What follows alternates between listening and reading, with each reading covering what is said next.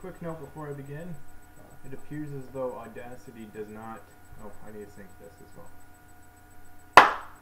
Audacity doesn't open the file type that I have, and VLC, I can't figure out how to, at the moment, convert it to a file type that Audacity can't open. It's like, why isn't there a standardized file type? We don't write in a different language for every possible thing. Like, you don't go to fill out any legal document in Latin and then you go to school in a different language, and then when you're at a specific location use a different language. It's all the same language wherever you are. Like if you're in China, it's all Chinese. If you're here, it's all English or French if you're going to certain places. They're gonna make themselves obsolete and outcompeted. I don't understand why my phone came with software that records audio in some fancy format that is not compatible, and I can't even change it. Audacity should be able to open that.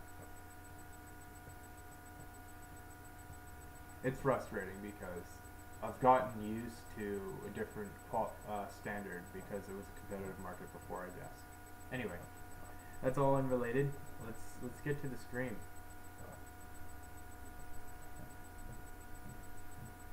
The origin of species. Oh, I should have took a break. I got a little bit frustrated and tired there. For one, editing isn't new to me, and two,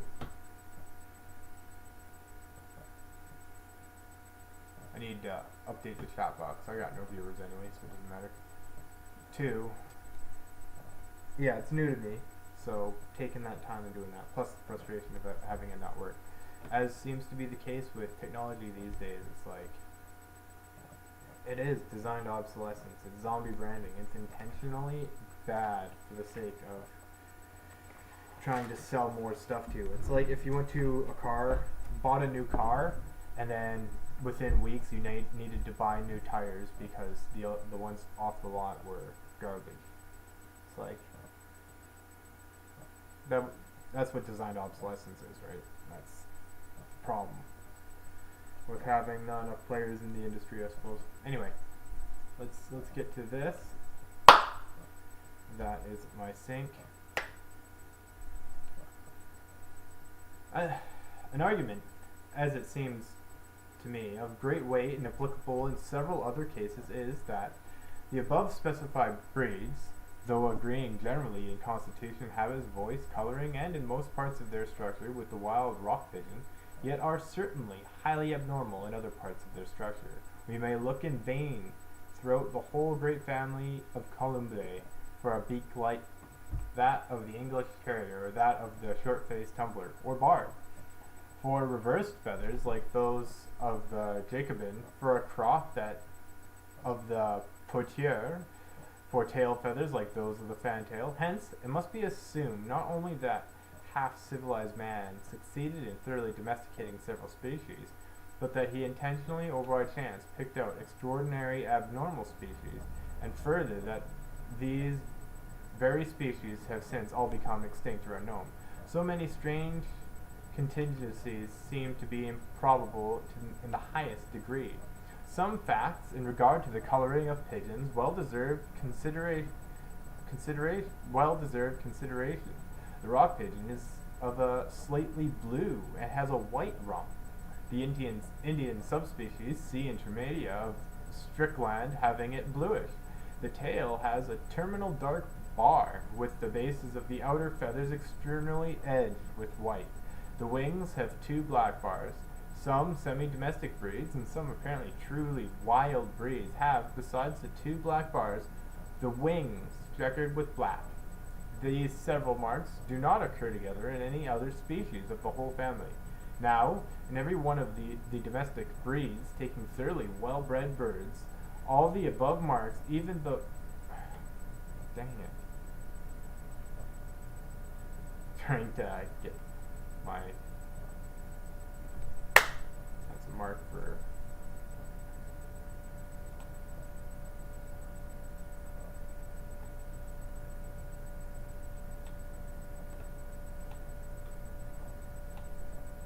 Even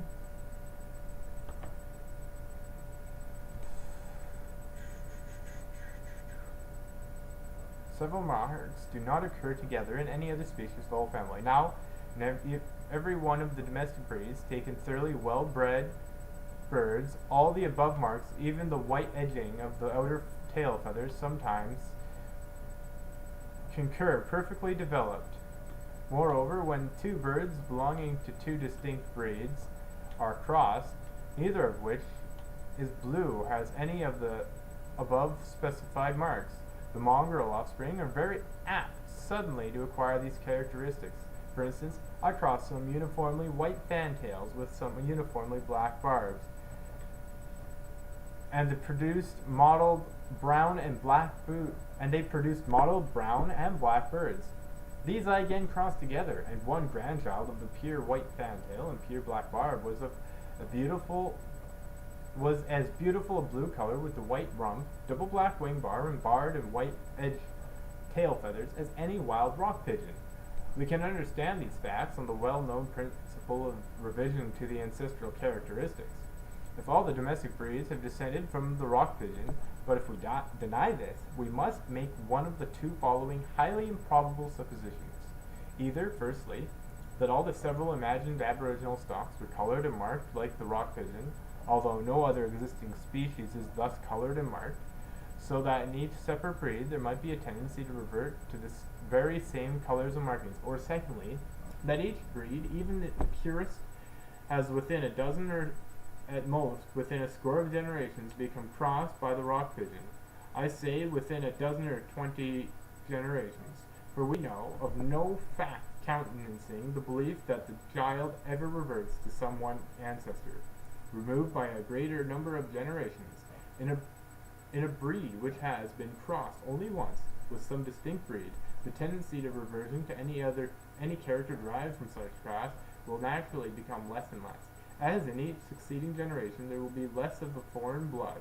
But when there has been no cross with a distinct breed, and there is a tendency in both parents to revert to a character which has been lost during some former generation, this tendency, for all that we can see to the contrary, may be transmitted undiminished for an indefinite number of generations.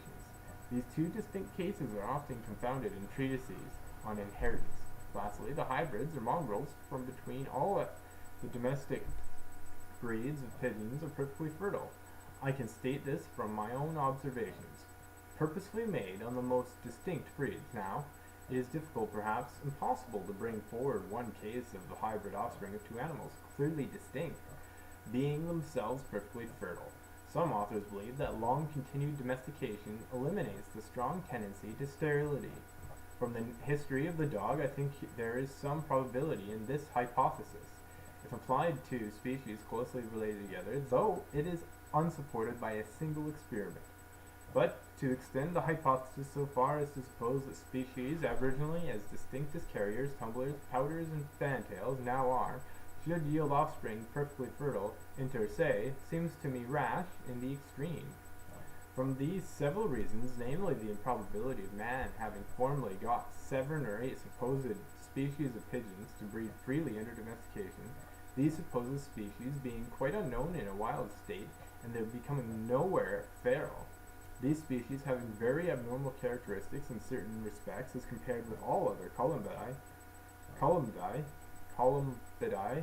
so like in most other respects to the rock pigeon. The blue color and various marks occasionally appearing in all the breeds, both when kept pure and when crossed, the mongrel offspring being perfectly fertile. From these several reasons, taken together, I can feel no doubt that all our domestic breeds have descended from the Columba livia with its geographical subspecies. In favor of this view, I may add firstly that C. livia, or the rock pigeon, has been found capable of domestication in Europe and in India, and that it agrees to the habits and in the great number of points of structure with all the domestic breeds. Secondly, although an English terrier or short-faced tumbler differs immensely in certain characters from the rock pigeon, yet by comparing the several subbreeds of these varieties, more especially those brought from distant countries, we can make an almost perfect series between the extremes of structure. Thirdly, those characters which are mainly distinctive of each breed. For instance, the wattle and length of beak of the carrier, the shortness of that of the tumbler, and the number of tail feathers in the fantail are in each breed eminently variable, and the explanation of this fact will be obvious when we come to treat of selection. Fourthly, pigeons have been watched and tended with the utmost care, and loved by many people. They have been domesticated for thousands of years in several quarters of the world. The earliest known records of pigeons is in the 5th Egyptian dynasty, about 3000 BC, as was pointed out to me by Professor Lepsius. But Mr. Birch informs me that pigeons are given in a bill of fare in the previous dynasty, in that time of the Romans. As we hear from Pliny, immense prices were given for pigeons. Nay, they are come to this pass, that they can reckon up their pedigree and race. Pigeons were much valued by Akbar Khan in India about the year 1600. Never less than 20,000 pigeons were taken with the court. The monarchs of Iran and Tehran sent home some very rare birds, and continues the courtly historian, His Majesty, by crossing the breeds, which method was never practiced before, has improved them astonishingly. About this same period, the Dutch were as eager about pigeons as were the old Romans. The paramount importance of these considerations in explaining the immense amount of variation which pigeons have undergone will be obvious when we treat this of selection. We shall then also see how it is that the breeds so often have a somewhat monstrous character. It is also a most favorable circumstance for the production of distinct breeds that male and female pigeons can be easily mated for life, and thus different breeds can be kept together in the same aviary. I have discussed the probable origin of domestic pigeons at some time, at quite insufficient length, because when I first kept pigeons and watched the several kinds, knowing well how true they bred, I felt fully as much difficulty in believing that they would have descended from a common parent as any naturalist could in coming to a similar conclusion in regard to the many species of finches or other large groups of birds in nature. One circumstance has struck me much, namely, that all the breeders of various domestic animals and the cultivators of plants with whom I have ever conversed, or whose treatises I have read, are firmly convinced that the several breeds to which each has attended are descended from so many aboriginal distinct species. Ask, as I have asked, a celebrated raiser of Hereford cattle, whether his cattle might not have descended from longhorns, and he will laugh at you to scorn. I have never met a pigeon or poultry or duck or rabbit fancier who is not fully convinced that each main breed was descended from a distinct species. Van Mons, in his treatise on pears and apples, shows how utterly he disbelieves that the several sorts, for instance, the Ribston pippin or Codlin apple, could have ever proceeded from the seeds of the same tree. Innumerable other examples could be given. The explanation, I think, is simple. From long continued study, they are strongly impressed with the differences between the several races, and though they well know that each race varies slightly, for they win their prizes by selecting such slight differences, yet they ignore all general arguments and refuse to sum up in their minds slight differences accumulating during many successive generations. May not those naturalists who know far less of the laws of inheritance than does the breeder, and knowing no more than he does of the intermediate links in the long lines of descent, yet admit that many of our domestic races have descended from the same parents, may they not learn a lesson of caution when they deride the idea of species in a state of nature being lineal descendants of other species. Selection. Let us now briefly consider the steps by which domestic races have been produced. Either from one form, several allied species, some little effect may perhaps be attributed to the direct action of external conditions of life, and some little to habit. But he would be a bold man who would account by such agencies for the direct differences of a dray and racehorse, a greyhound and a bloodhound, a carrier and a tumbler pigeon. One of the most remarkable features in our domesticated races is that we see in them adaptation, not indeed to the animals or plants' own good, but to man's use or fancy. Some variations useful to him have probably arisen suddenly, or by one step. Many botanists, for instance, believe that the fuller's teasel with its hooks, which cannot be rivaled by any mechanical contrivance, is only a variety of the wild Dispacus, and this amount of change may have suddenly arisen in a seedling. So it has probably been with the turnspit dog, and this is known to have been the case with the Ancon sheep.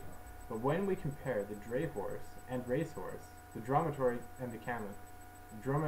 and camel, the various breeds of sheep, fitted either for cultivating land or mountain pasture, with the wool of one breed good for one purpose, and that of another breed for another purpose. When we compare the many breeds of dogs, each good for men in very different ways, when we compare the gamecock, so pernicious in battle with other breeds, so little quarrelsome, with everlasting lairs, which never desire to sit, and with the bantam, so small and elegant, when we compare the host of agricultural, culinary, orchard, and flowered garden races of plants, most useful to man at different seasons and for different purposes, or so beautiful in his eyes, we must, I think, look further than to mere variability. We cannot suppose that all the breeds were suddenly produced as perfect and as useful as we see them now. Indeed, in several cases, we know that this has not been their history. The key is man's power of accumulative selection.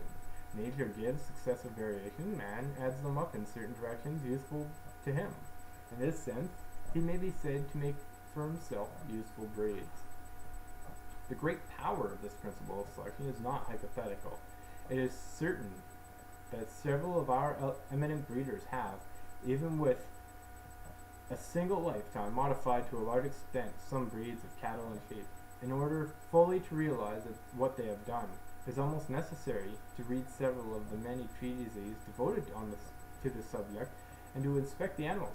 Breeders habitually speak of an animal's organization as something quite plastic, which they can model almost as they please. If I had space, I would quote numerous pages to this effect from highly competent authorities. Youatt, who was probably better acquainted with the works of agriculturists than any other individual, and who was himself a very good judge of an animal, speaks of the principle of selection as that which enables the agriculturalist not only to modify the character of his flock, but to change it altogether. It is the magician's wand, by means of which he may summon into life whatever form and mold he pleases. Lord Somerville, speaking of what breeders have done for sheep, says, "It would seem as if they had chalked out upon a wall a form perfect in itself, and then had given it existence." But the most skilful breeder, Sir John Sabrit, used to say, with respect to pigeons, that he would produce any given feather in 3 years, but it would take him 6 years to obtain head and beak. In Saxony, the importance of the principle of selection in regard to merino sheep is so fully recognized that men follow it as a trade. The sheep are placed on a table and are studied like a picture by a connoisseur. This is done 3 times at intervals of months, and the sheep are each time marked in class, so that the very best may ultimately be selected for breeding. What English breeders have actually effected is proven by the enormous prices given for animals with a good pedigree, and these have now been exported to almost every quarter of the world. The improvement is by no means generally due to crossing breeds. All the best breeders are strongly opposed to this practice, except sometimes amongst closely allied sub-breeds, and when a cross has been made, the closest selection is far more indispensable even than in ordinary cases. If selection consisted merely in separating some very distinct variety and breeding from it, the principle would be so obvious as hardly to be worth notice, but its importance consists in the great effect produced by the accumulation in one direction during successive generations of differences absolutely inappreciable by an uneducated eye, difference which I, for one, have vainly attempted to appreciate. Not one man in 1,000 has the accuracy of eye and judgment sufficient to become an eminent breeder. If gifted with these qualities, and he studies his subject for years and devotes his lifetime to it with indomitable perseverance, he will succeed, and may make great improvements. If he wants any of these qualities, he will assuredly fail. Few would readily believe in the natural capacity and years of practice requisite to become even a skillful pigeon fancier. Hey, we'll call that good for that piece.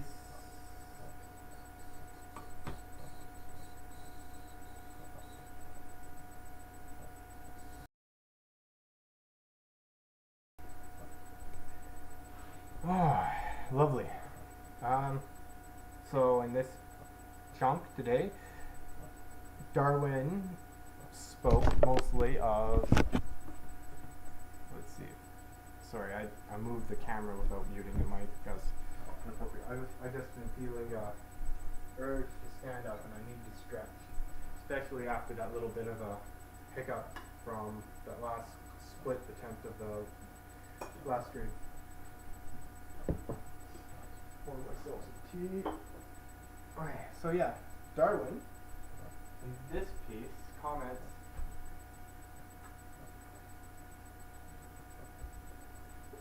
on the accumulation efforts, the rejection by common communities and individuals towards the variation and changes. He has I keep forgetting to mute the mic when I do that. So yeah, he commented on that. The eminence and effort it takes to learn to become a eminent breeder and learn the skills of the trade, the accumulation, and the effects over long periods of time. So, to apply that as I have been attempting to towards human organizations and structures, that is like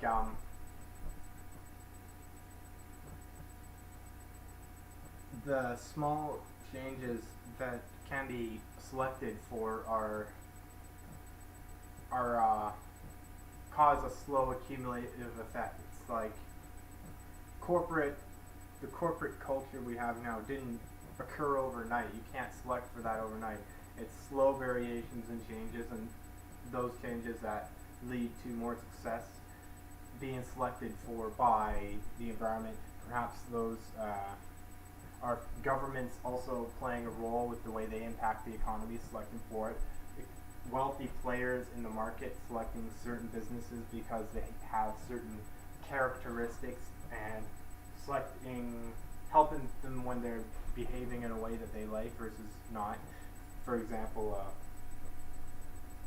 maximizing profit and sociopathic, maximizing profit, which has resulted in the sociopathic drive to do nothing but obtain money at all costs, extremely short-sightedly, just to try and make the profit margin look like it's going up in the short term. And so there's the impact that it has on broader society. Our governments, for example, have over a much longer period been selected towards freedom because the societies that give people more freedom are more adaptable. Those people are more happier and they produce more. There's a whole host of effects there. It's like the 40-hour work week. We see that even now it's going down. In some countries we see using automation, the work week going down, productivity going up, and happiness going up. So it's counterintuitive to think lowering the work week would make people more productive. You'd get more money out of them. But I mean, there's a fine point where you start losing, and of course, automation significantly helps the matter. So I think automation is the key for that. So the businesses and organizations and groups that select for automation. So if you were an investor and you wanted to select the businesses you think are going to be most competitive, it's like your cow. You want to select which ones do you want to breed, which ones do you want to keep alive, and or maybe a better example would be like a pear. You want to pick the nicest pear, the one that's got the most desirable qualities, and clone from that one. Grapes, wine, great. Yeah, you want to clone from the best one, not just any random one in the market. You don't. When you invest, you don't just invest across. Well, maybe you do. If you have enough money, you throw some at all of it. It's like you had enough money to have every variety of cow, and then the ones that sold the most, you bred the most afterwards. So you invest in the ones as they go. Maybe then, but if you're looking to invest in the market, and this is how humans consciously select our organizations in the same way we breed cows is you select the ones that are lowering the work week and increasing automation, and because those ones are behaving with a practice that has elsewhere appears to have at the very least, higher quality of life for the common person. So it's a more stable society. People are going to stay working for that business. You're not going to have to worry about competition in the market. You're not going to worry about the problems that arise from people being unsatisfied. And that's ethical investing, but it's also ethical. You invest ethically because that's got the most longevity and most long-term competitive, most competitive in long term. It's like you invest in the most sociopathic businesses, and those are the ones that flourish because they get the most investment. It's going to look like, because they're pursuing short-term gain, they're going to always get it, but the dollar is going to inflate, and it's going to net result in an overall devaluing of the dollar. And businesses that survive, like now, in this current crisis, we have a very serious lack of business. The businesses that are being kept afloat by people are the ones that will have a good reputation in the local community. It's the ones that can stay open because of corporate influence, yes. It's like McDonald's. McDonald's, for all you say about it, they do manage to keep the prices down for their customers, which is a form of two-way loyalty. But say some of the other fast food franchises that have not done as well in the more recent times, those will be the ones that fall through the cracks, say. If I were to go tomorrow and I use all these principles I know of to open a logistics food home delivery service, which maybe I should try it just to prove it out. But the idea would have to be, I don't have a car, so I would have to manage it rather than anything. From a manager perspective, see if there's anyone locally with a car to hire and all that.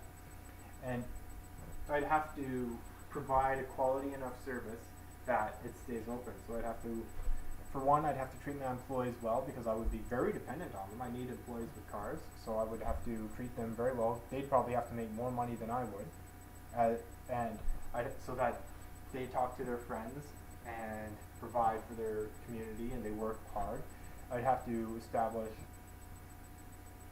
a whole host of connections in the market. So as a buyer, I'd have to be a good customer, and as a seller, I'd have to provide a good product at a fair price. And those are so if you overcharge people,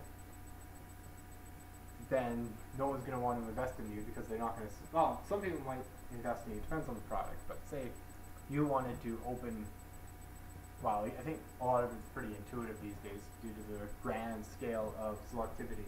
Due to my technologic irritation, it's like the investment people are putting into Linux. People like Linux because it works better. It's more affluent in the ability.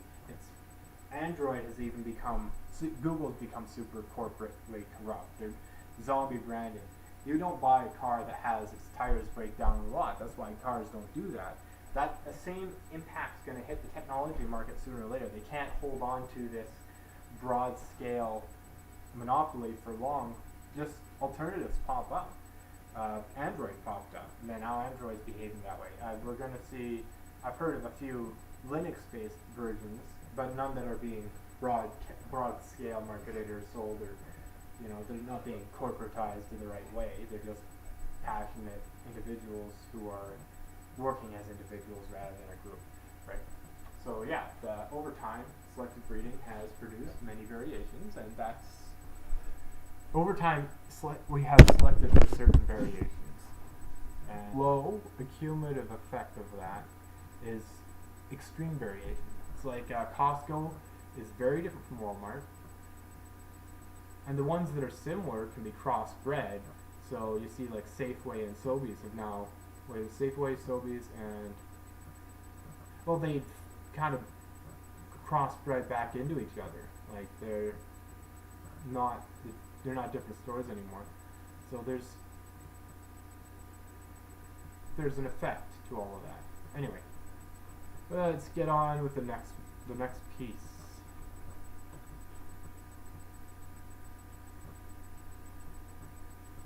know I started a little later, but whatever. Yes, Tacitus.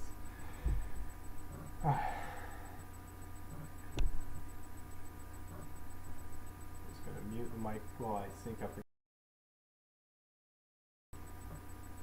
Shall I fairly own to you the impression, which I generally received from the ancient orators, that make me laugh or lull me to sleep, nor is it that make me laugh or lull me to sleep, nor is this the case only. When I read the orations of Cantus, Canutus, Arius, Furnius, Taranius, and of others of the same school, or rather the same infirmary, an emancipated, sickly race of orators, without sinew, color, or proportion. But what shall be said of your Admiral Calvus, admired Calvus? He, I think, has left no less than 21 volumes. In the whole collection, there is not more than 1 or 2 short orations that can pretend to perfection in the kind. Upon this point, there is no difference of opinion. Who now reads his declamations against Assidius or Drusus, his speeches against Vatinius, or are in the hands of the curious, particularly the second, which must be allowed to be a masterpiece.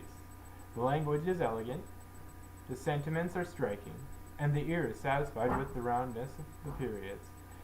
Pardon me.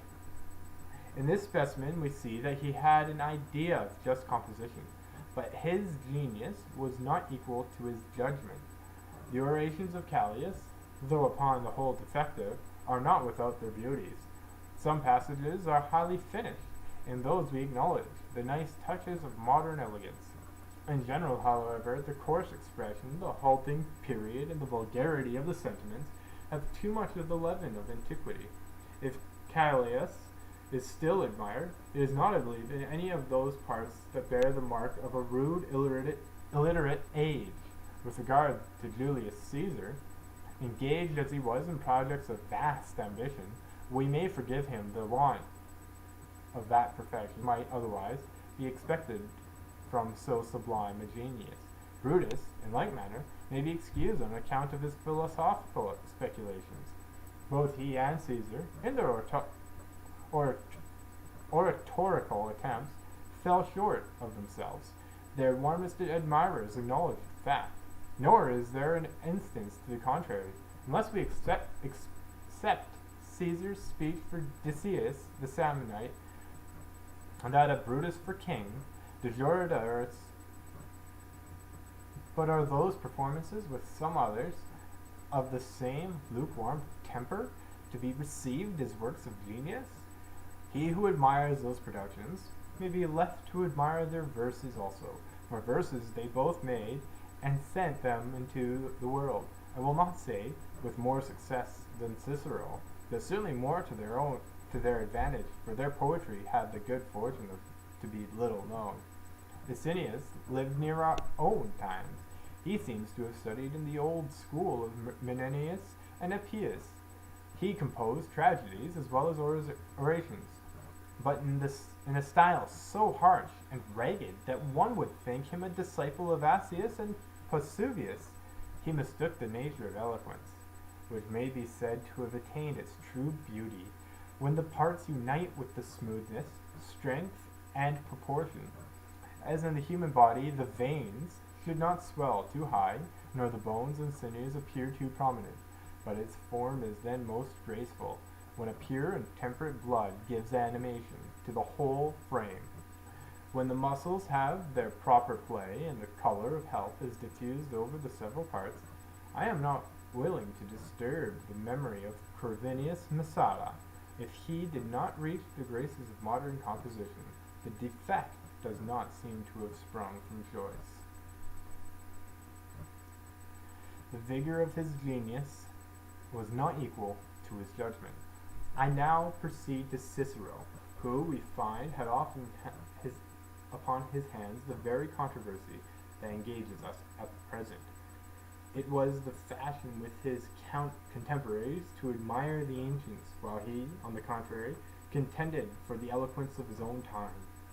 Were I to mention the quality that placed him at the head of his rivals, I would say it was the solidity of his judgment. It was he that first showed a taste for polished and graceful oratory. He was happy in his choice of words, and he had the art of giving weight and harmony to his composition. We find in many passages a warm, imaginative, and luminous sentences. In his later speeches, he has lively sallies of wit and fancy. Experience had then matured his judgment, and after long practice he found the true oratorical style. In his earlier productions we see the rough cast of antiquity.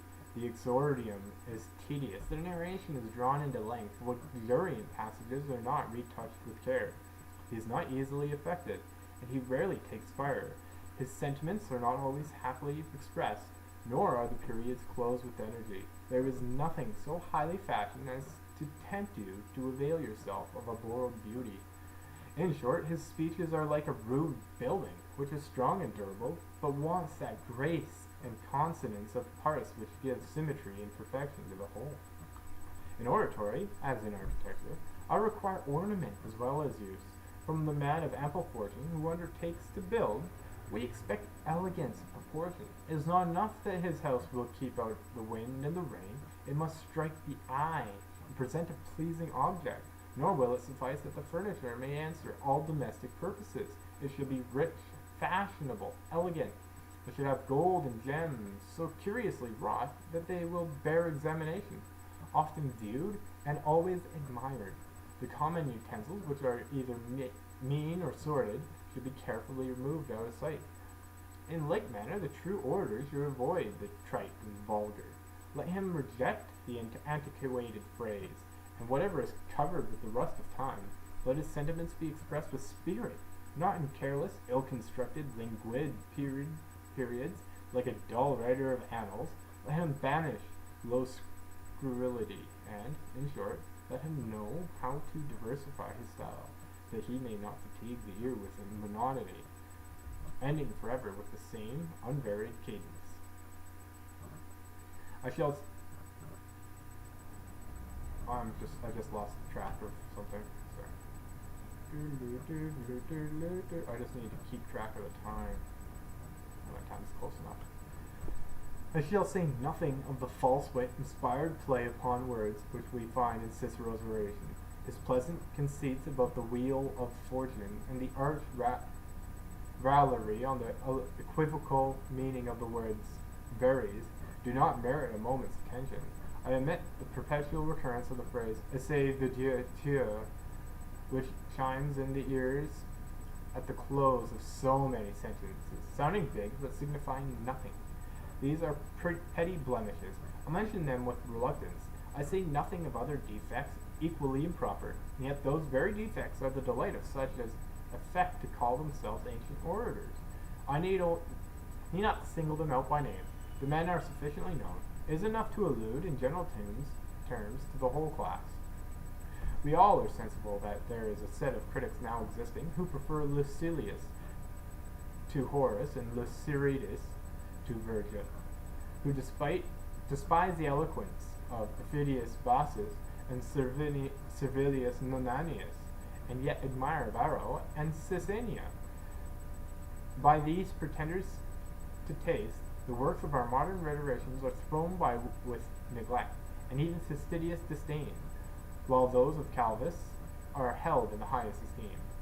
We see these men prosing in their ancient style before the judges, but we see them left without an audience, deserted by the people, and hardly endured by their clients.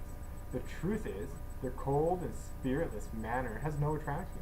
They call it sound oratory, but it is a want of vigor, like the precarious state of health which weak constitutions preserve by abstinence.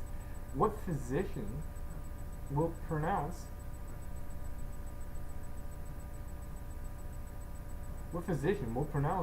that a strong habit of body which requires constant care and anxiety of mind? To say barely that we are not ill is surely not enough.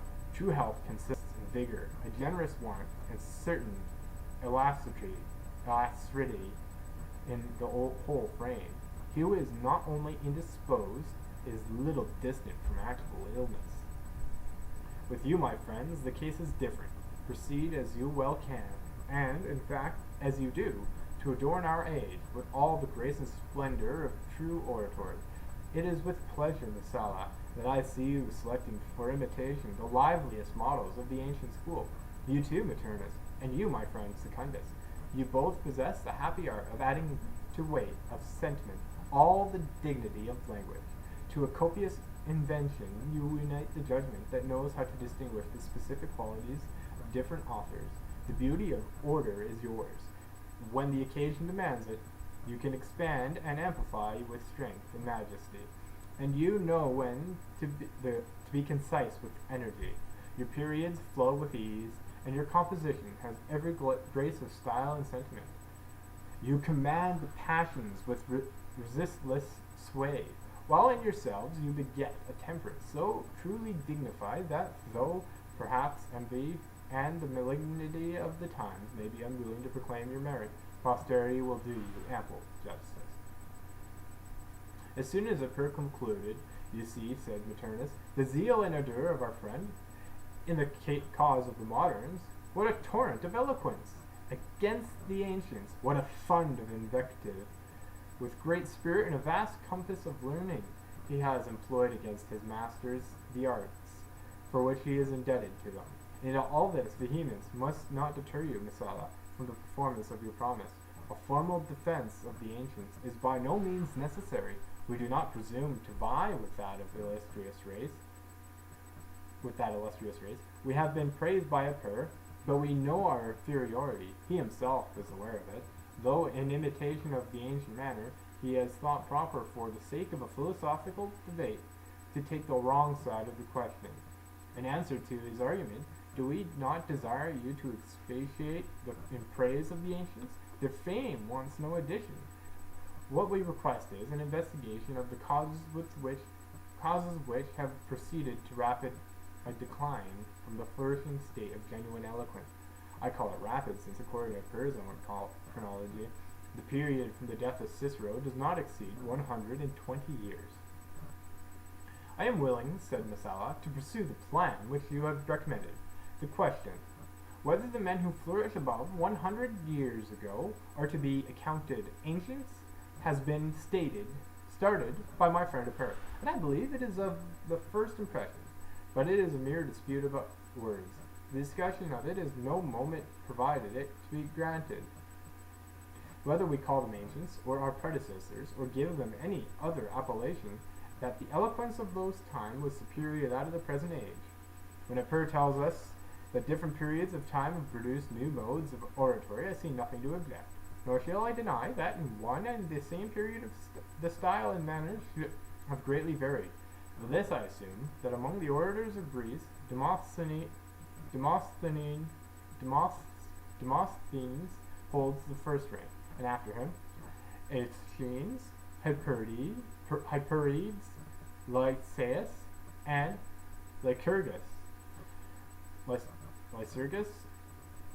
in regular succession. That age, by common consent, is allowed to be the flourishing period of Attic eloquence. In like manner, Cicero stands at the head of our Roman orators, while Calvus, Licinius, and Caesar, Caelus, and Brutus follow him at a distance, all of them superior not only to every former age, but to the whole race that came after them. Nor is it material that they differ in the mode, since they all agree in the kind. Calvus is close and nervous, Licinius more open and harmonious, Caesar is distinguished by the splendor of his diction, Caelius by caustic severity, and gravity is the characteristic of Brutus. Cicero is more luxuriant in amplification, and he has the strength and vehemence. I need to plug in my phone.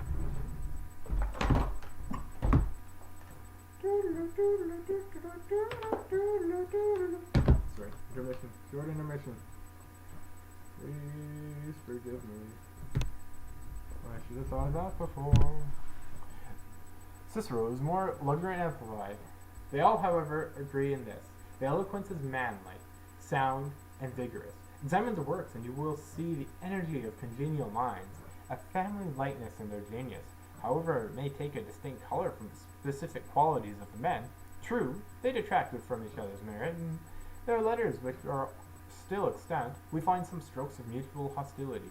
But this littleness does not impeach their eloquence. Their jealousy was the infirmity of human nature. Calvus, Asinius, and Cicero might have their fits of animosity, and no doubt were liable to envy, malice, and other degrading passions. They were great orators, but they were men. Brutus is the only one of the set who may be thought superior to petty contentions. He spoke his mind with freedom, and, I believe, without a tincture of malice. He did not envy Caesar himself, and can it be imagined that he envied Cicero? As to Galba, Laelius, and others of a remote period against whom we have heard of his declamation, I need not undertake their defense, since I am willing to acknowledge that in their style and manner we perceive those defects and blemishes which it is natural to expect. While art, as yet in its infancy, has made no advances towards perfection. After all, if the best form of eloquence must be abandoned and some new fangled style must grow into fashion, give me the rapidity of Gracchus, or the more solemn manner of Crassus, with all their imperfections, rather than the effeminate delicacy of Maecenas, or the thinkful of Gallio. The most homely dress is preferable to gaudy colors and meretricious ornaments. The style in vogue at present is an innovation against everything just and natural. It is not even manly. The luxuriant phrase, the inanity of tuneful periods, and the wanton levity of the whole composition are fit for nothing but the histrionic art, as if they were written for the stage, to disgrace of the age, however astonishing it may appear. It is the boast, the pride, the glory of our present orators that their periods are musical enough either for the dancer's heel or the warbler's throat. Hence it is that by frequent but preposterous metaphor, the orator is said to speak in melodious cadence, and the dancer to move with expression. In this view of things, even Cassius Severus, the only modern whom Aper has ventured to name, if we compare him with the race that followed, may be fairly pronounced a legitimate orator, though it must be acknowledged that, in what remains of his compositing, he is clumsy, without strength, and violent, without spirit. He was the first that deviated from the great masters of this art. He despised all method and regular arrangement. Indelicate in his choice of words, he paid no regard to decency, eager to attack. He left himself unguarded. He brandished his weapons without skill or address, and, to speak plainly, he wrangled, but did not argue. And yet, notwithstanding these defects, he was, as I have already said, superior to all that came after him. Whether we regard the variety of his learning, the urbanity of his wit, the vigor of his mind, I expect that Aper, after naming this orator, would have drawn up the rest of his forces in regular order.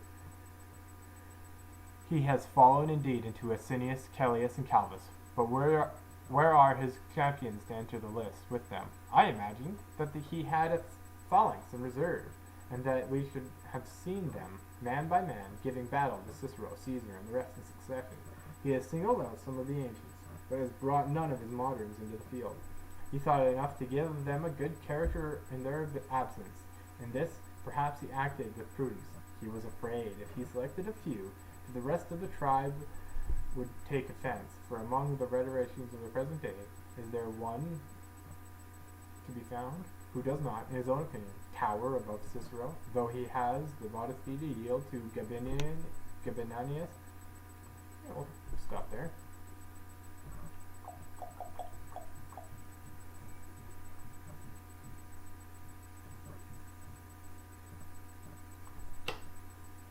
Okay, so, yeah.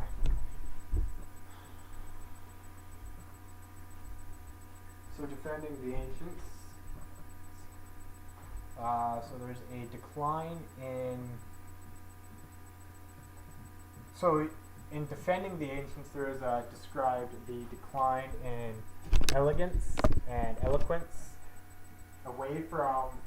So the ancients were attacked in being too dry and long, dragging out their speech, and the moderns they were defended in that they had more value in what they said.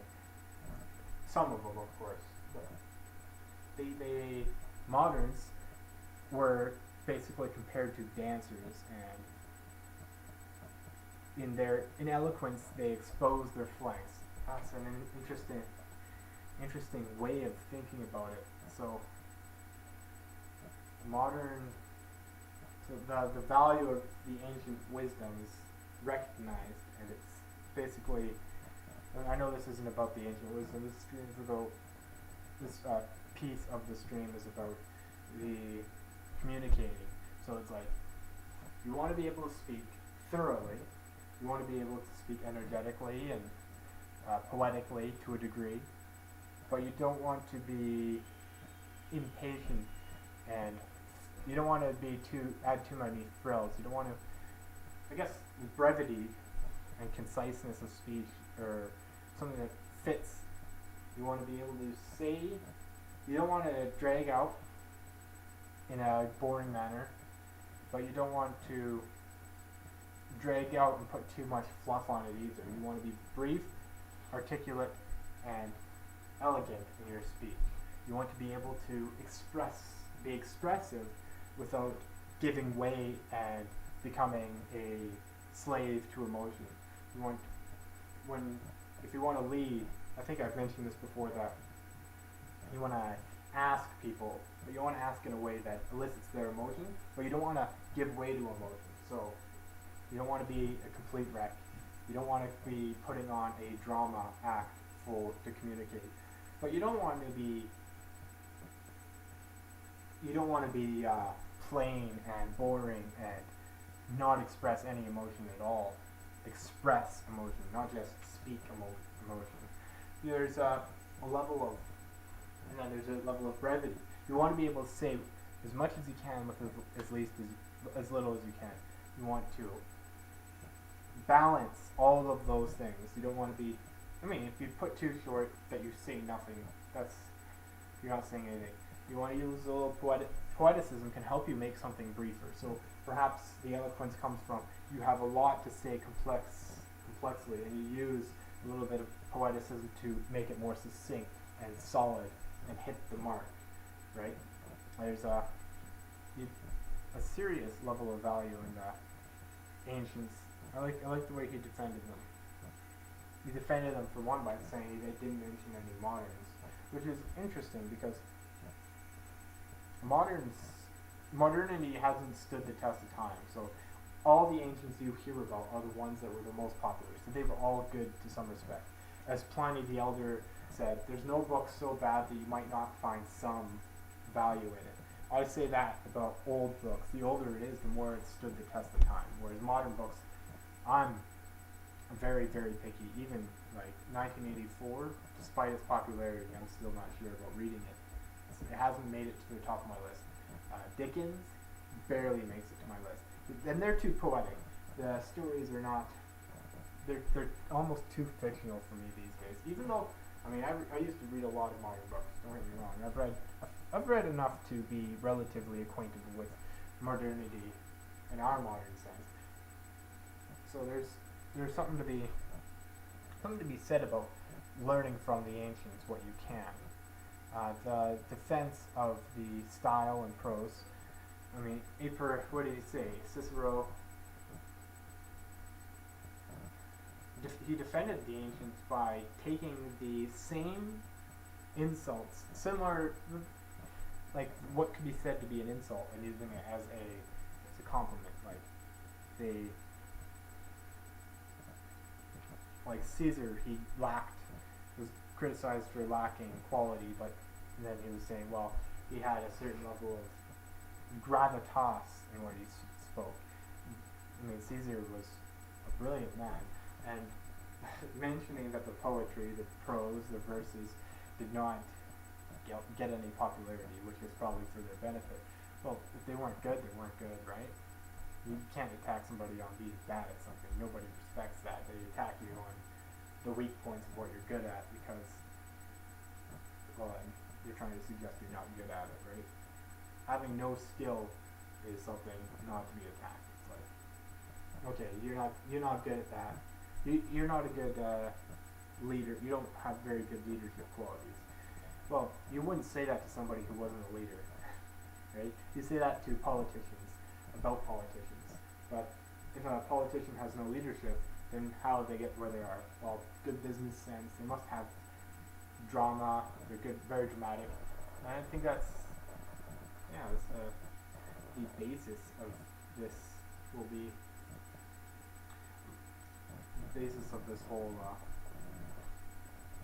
corrupt eloquence. It gets better. Like, I think they do get right into how over time the eloquence it's gone down actually rather than up. And I think if I could imagine if court cases were like novels, right? You writing out the lawyers instead were novelists writing novels defending their client one way or the other. That would be quite the fair. I think that just because you could have one person who's better at speaking immediately, but you'd get a more fair representation to a degree maybe then. But it's hard to say. It's hard to say on that, but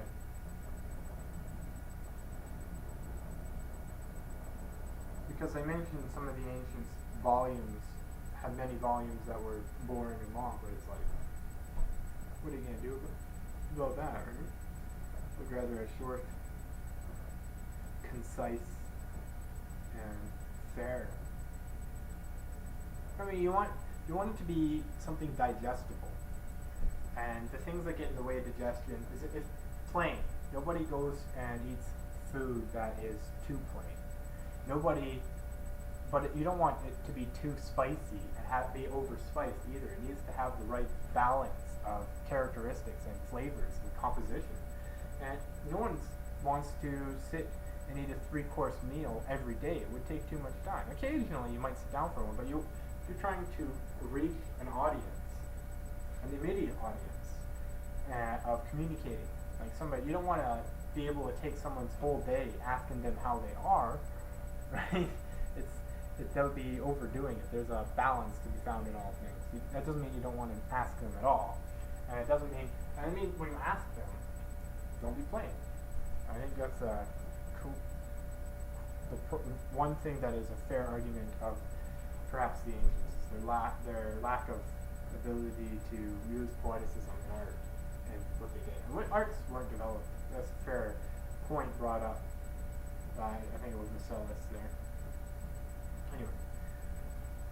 I'm just going to wait for the 1 hour mark because just to make sure the stream's still live before I start reading the next piece. So I have tea or something.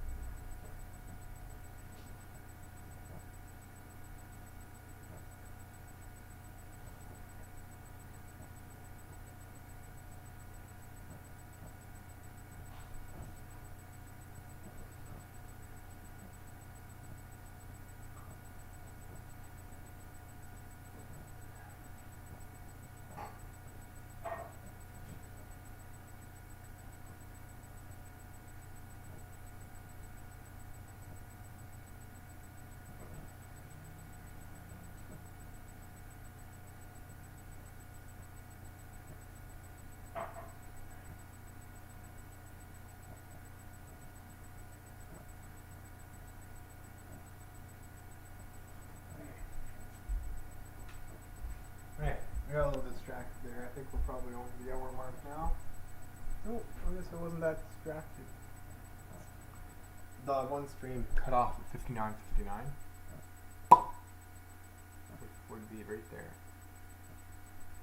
Hopefully that isn't going to cut off on me this time. It says it's still live, so I'm going to trust it. Okay, the last topic before I am done. This for today.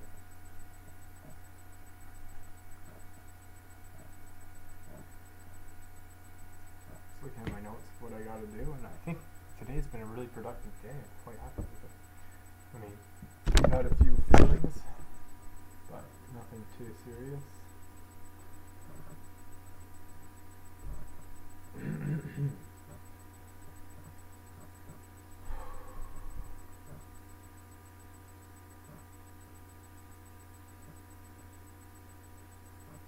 Alright, Mark.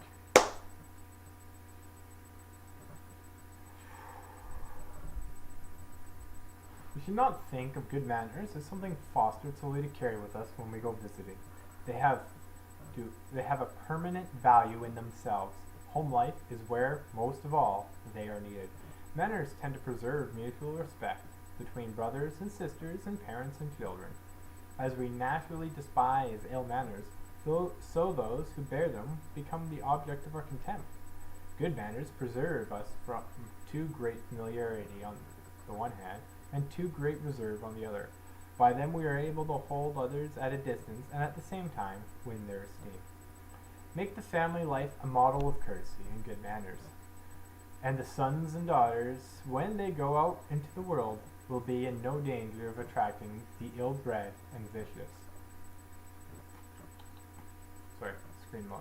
Pause. I'm waiting for the next piece to load. Again, I stopped right before the next. Sorry, I was supposed to check. Thomas. Oh, the audio wasn't there last time because I was using the app, so I didn't hear myself remind myself. You need to check where the next page, the next chapter is next time. Culture at home. Chapter 5. American etiquette. Home is the fountain of life. If our character could be resolved into its elements, and these traced to the belongings, the lines would all run back to home influence. There begin our earliest and best recollections. The mother's heart is the child's first schoolroom. The influence of home extends beyond the fireside and familiar walls, even to the third and fourth generations. Be therefore what you wish your children to be. The mother's influence. Upon the mother devolves the duty of planting in the hearts of her children the seeds of love and virtue, which shall develop useful and happy lives.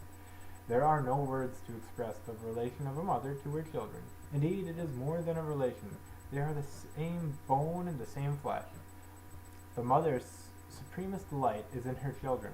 They are the objects of her care and love. She cares not for the outward world, and is, in fact, alienated from it. Wealth may come to them, great honors may be heaped upon them, but she never thinks of them other than as her children. The exclamation of President Garfield's mother upon hearing the news of her son's assassination was, "Oh, how could they kill my baby?" Through all the years and conflicts of his life, in all the highest positions he had occupied up to the highest in the gift of the nation, he was never anything else to her than her baby. This is the mother's instinct. She is constantly thrilled with the passion of her children. Let the mother then never forget that while she is training children, she is rearing men and women. A mother's love and prayers and tears are seldom lost on even the most wayward child. Persons lightly dipped, not grained, in generous honesty, are but pale in goodness. Sir T. Brown. Home culture pertains to all qualities of mind and heart that go to make up character. There is no part of child training that should be wholly entrusted to others, and certainly no part of moral training. One of the first things children learn to do is tell stories. This is generally the first offense. When they are very small, parents think it so cute to see them playing little pranks and encourage them in it. Out of this encouragement comes the disposition to play bigger pranks when older. Your children will be honest with you, if you are strictly honest with them. Honesty will beget moral courage. Set your children to the example of being true to conviction, of being conscious in all things. If you have succeeded in training a child to be conscious, you have succeeded in everything. Industry is a virtue, idleness is a vice. Industry sharpens the faculties of the mind and strengthens the sinews of the body, while indolence corrodes and weakens them. If the child is not industrious when he soon becomes discontented, envious,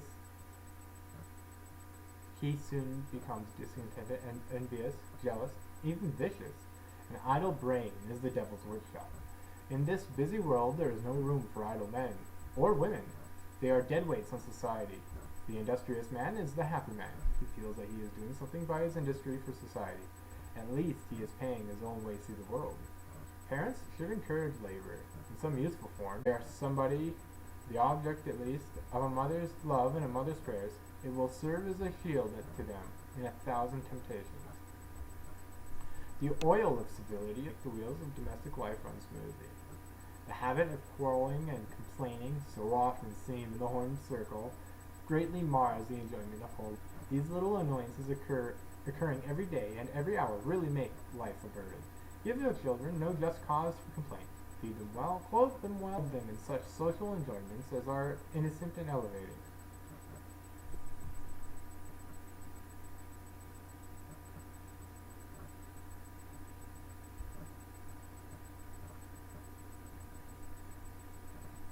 Sorry, we are experiencing a da da da da da da da da da da da da. I'm just checking to make sure my internet is still connected to see if that's the issue.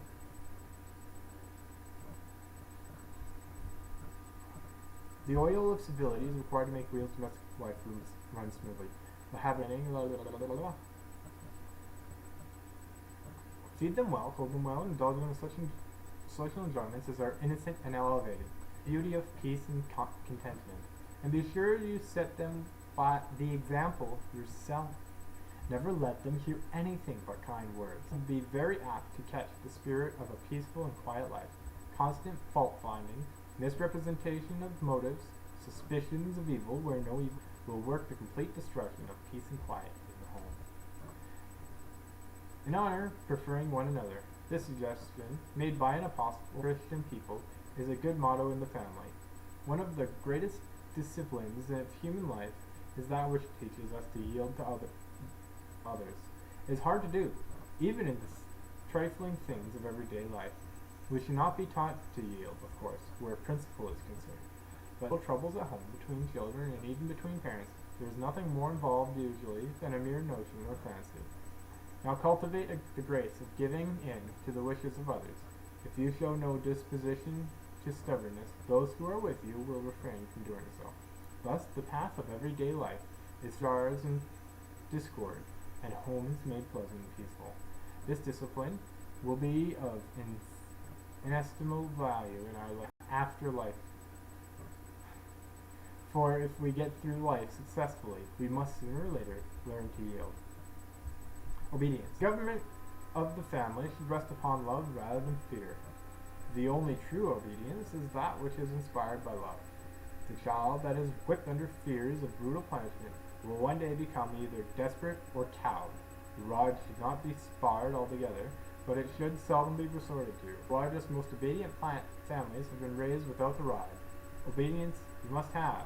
If this is lacking, everything else will go wrong. Your instructions and counsels will be ineffectual.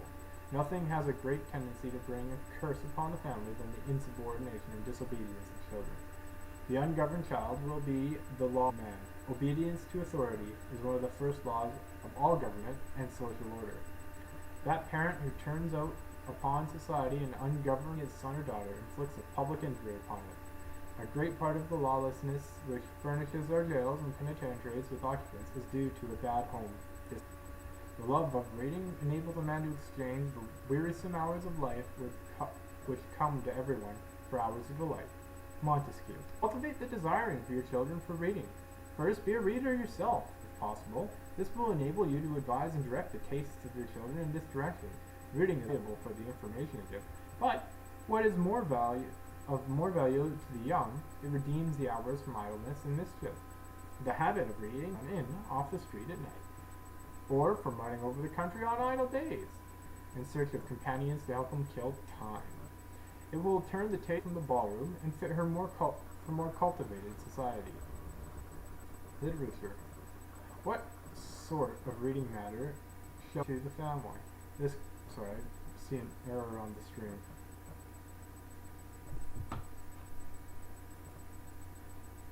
To check to see if I'm still connected to the internet. This is frustrating.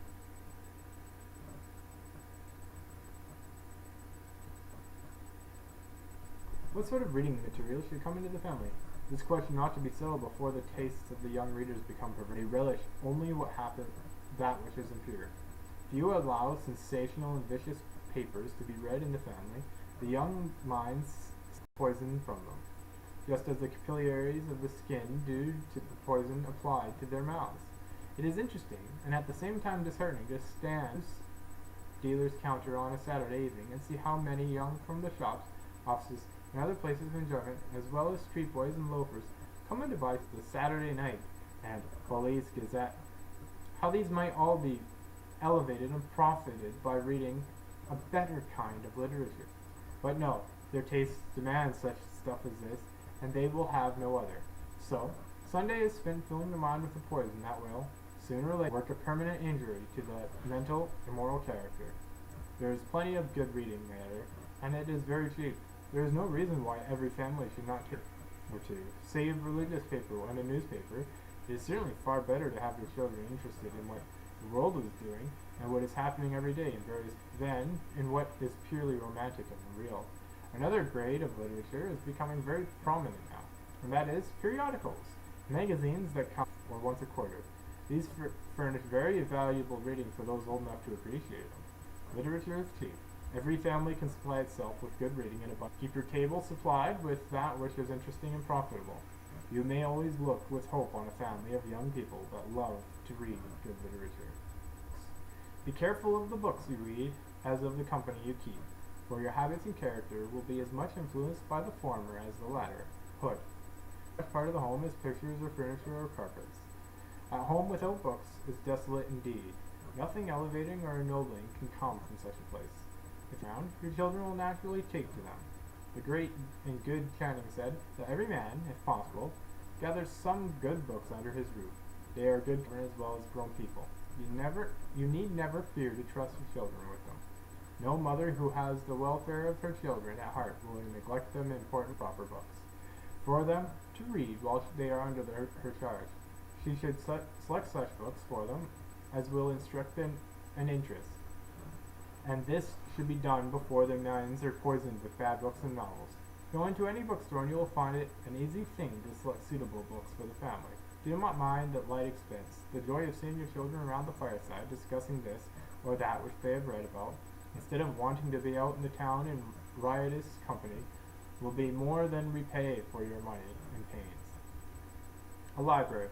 A library means a collection of books, comprising variety, books of general literature, secular and religious, dictionary, encyclopedias, etc. Every home should have a library if possible. Do not be content to buy a few scattering books here and there, but have a bookcase and put in it from time to time, as you can afford, varieties of books. Let your children see that you take pride in getting books, and they will take pride in reading them. The very sight of a library is an inspiration. Neatness. Educate your children to be neat. Neat in their dress, neat in their arrangement of their little possessions about the house, where your dwelling will admit of it. Give each child room to himself or herself, or, if there are several children, give 2 brothers or 2 sisters room, and hold them responsible for its appearance. When feel that you are responsible for something, you will look to it with more care. Require all to be neat and tidy when they come to the table. There is a marked neglect in many families in this respect. They take no pains to arrange themselves neatly, but dash right into the dining room when a meal is announced, forgetting all the precepts of order and etiquette. Consequently, the company comes, or they go out, in answer to an invitation. They are all the time under restraint and embarrassment. Good language. It seems next to impossible to keep bad language of some sort out of the home. Children catch it up on the streets from their playmates and bring it home with them in spite of everything. But a great deal can be done by vigilance upon the part of parents. Not only should profanity be rigidly forbidden, but also slang and impolite language of whatever kind. Vulgarity in common conversation is especially loathsome. Make home a place, too, sacred for any such indulgence. Religious culture. Every good habit, pure sentiment, and noble aspiration has its origin and support in religion. It is the duty of parents to be religious. Your example will not be worth much unless you constantly impress upon your family their responsibility to God. After all, there is nothing half so cultivating as to gather your family daily around the altar and give thanks to a kind Father who has given you all the blessings you enjoy. The Spirit of Jesus Christ will save your home and your children when nothing else will. How many young men have been made strong in the hour of temptation by the remembrance of a mother's prayers? Do not be content to be religious yourself. Bring your children up in the nurture and admonition of the Lord. Show them by your example that religion is something real, that it is a constant source of joy and solace. Be religious in your family as well as at church. If you, as a father or mother, have a real and consistent life, your children will be likely to imitate you. I'm just going to skip a few forward because I'm getting to the time.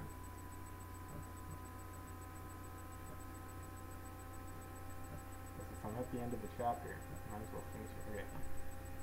I almost did it again.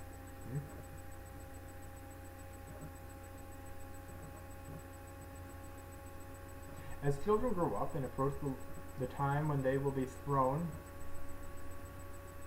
warning.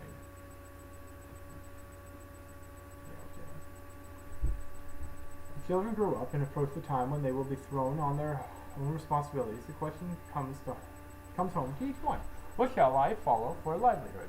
This is indeed an important question. It involves another, equally as important. What am I best suited for? Never turn from a pursuit for which you are fitted for one you fancy more honorable. Do not spoil a good farmer to make a poor merchant. Do not choose one of the professions when you excel in business tact. A young man says, I believe I am best fitted for one of the professions, law, for instance, but it is crowded. This is no cause for discouragement. There is always room at the top, and if you do not go in to make a first-class lawyer, you should not go in at all. The law of the survival of the fittest operates in the professions just as in the animal kingdom. Remember, however, that it is just as honorable to farm well, to speak well, or write well. To make a successful merchant is as desirable as to make a successful anything else. It takes quite as much brain power to make a master mechanic as to make a classical scholar.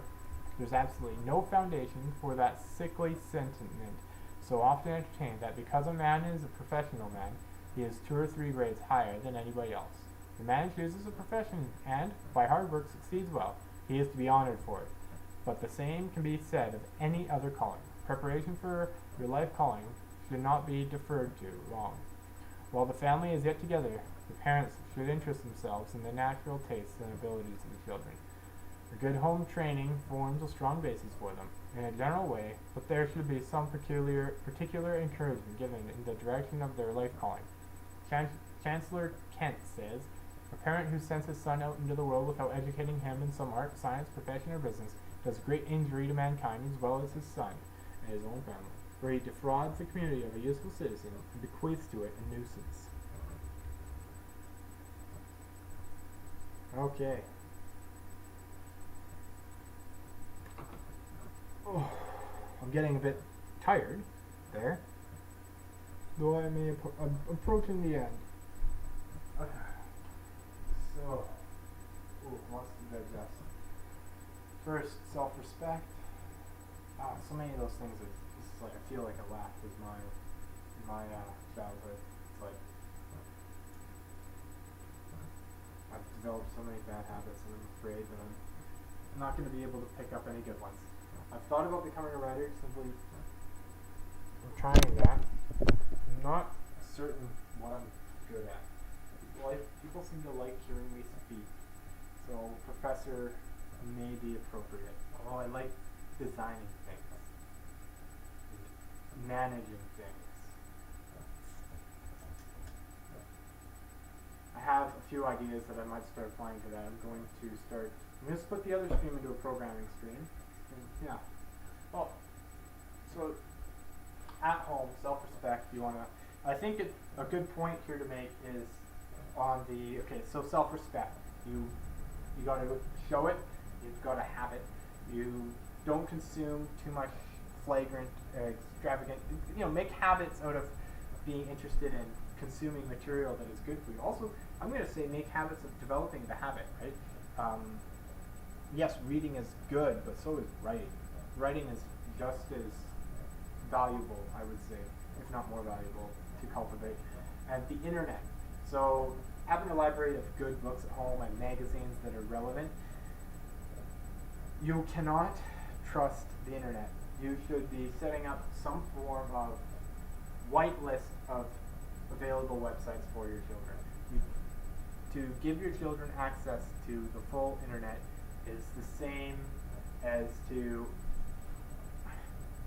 it's like in book terms, and same with TVs and movies. You don't want to give them access to just a full array of chaos. You want to screen for quality and value, because you're going to be attracted to the more dramatic, you yourself as well, are going to be attracted to some of the more dramatic and vulgar of tastes.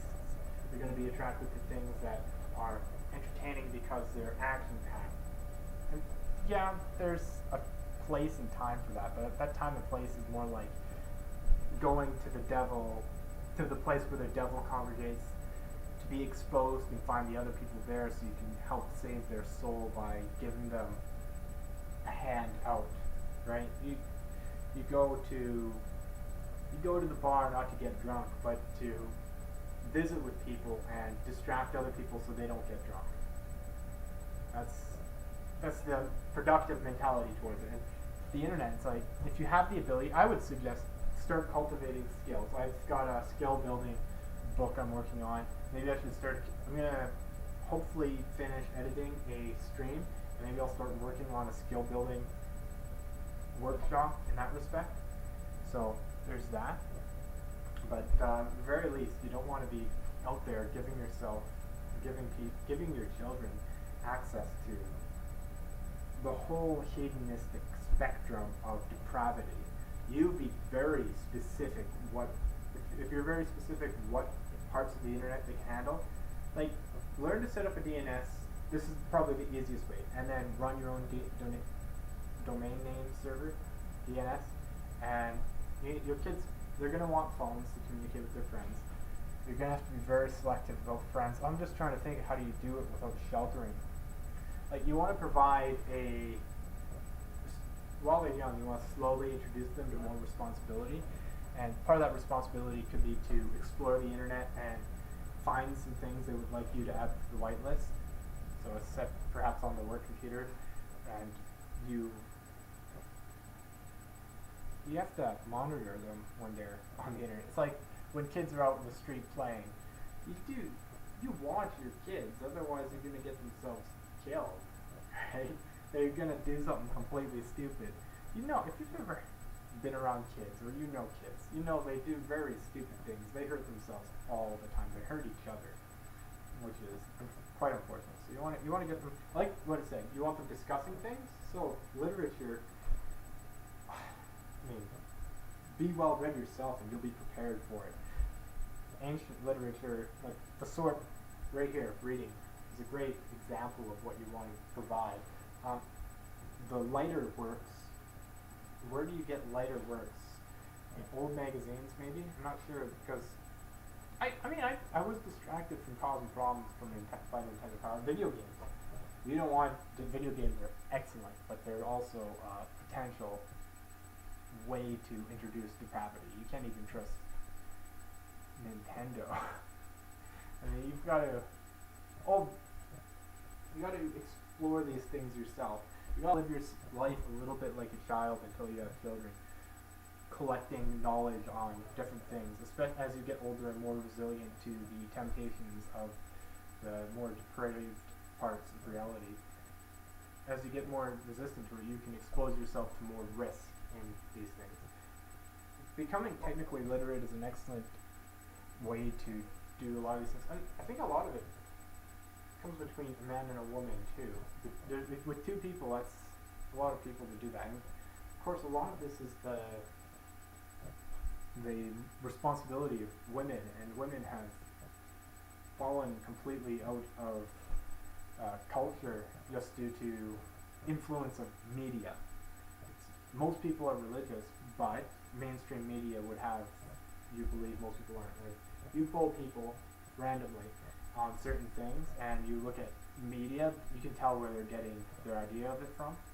Like simple things like what percentage of people are homosexual. You ask people that, and they give much higher numbers than the actual rates. It's like, yes, we recognize, as responsible adults, we recognize certain facts of reality, but we don't have to use propaganda to try and push that out there. You use a level of conscious child minding. You put stuff in front of your kids that's going to mold them in the right way, and you introduce them to responsibility at a rate that by time they're of age and out of your house, they are free, they are completely responsible, and they are responsible enough to maintain the habit and tradition of building themselves up in a valuable fashion rather than being unproductive and causing trouble. So yeah, there's the internet effect of the library. I like that, the library that you keep and the value it has. Video games, television, movies, all media that you can input. I think that's a good point. I mean,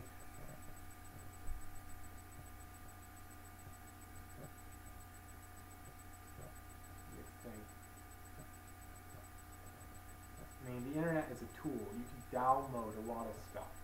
There's a lot of content producers I would be willing to let my child watch, but I wouldn't give him full access to YouTube. And it's a problem because that would be a hard way for a plebeian to do it without proper DNS knowledge. So you'd have to download and make it available. Buy the video maybe, whitelist each video on its own.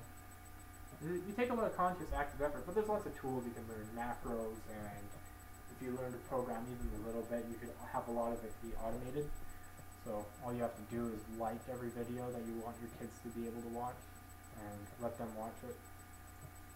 Get them to discuss it. Get them to do, lead by example too. Ask them about stuff, and lead by example is, I think, one of the biggest things. Anyway, that's pushing time, so I better end the stream now. Have a good one.